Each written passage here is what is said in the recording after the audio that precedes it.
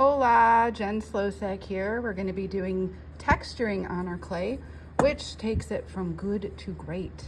Here I have 3 random sized balls of clay, maybe like smaller than a tennis ball. Doesn't really matter, just needs to be soft. Okay, let's zoom in. And we'll take one of our pieces of clay. Here you can pick anything out of this to see. So I've chosen, let's just do this guy. And pat it flat, flip it like a thin pancake. So here we go. Test it out on your piece before you do it.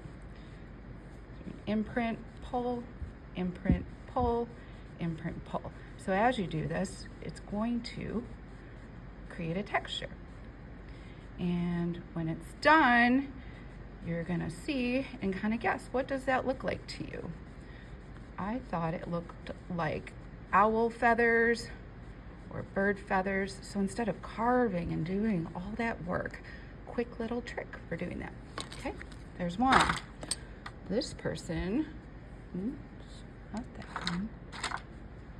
Where'd that go?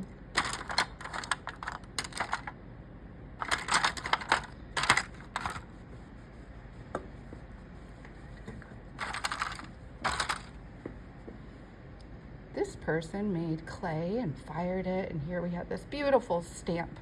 So we're gonna go ahead and try some more texture. Okay, so let's see what happens. Push down, kind of wiggle, lift. Push down, wiggle, lift.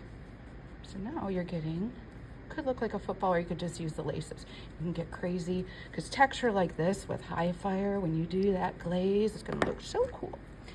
And then let's go ahead and do one more. How about this screw? What does this do? That's kind of cool. Okay, maybe the back end. And it doesn't have to be even. I like to do lots and lots and lots.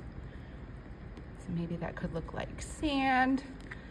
Yeah, come up with your own ideas. Have fun with it, and remember the glaze is liquid glass and it's going to drip and look beautiful.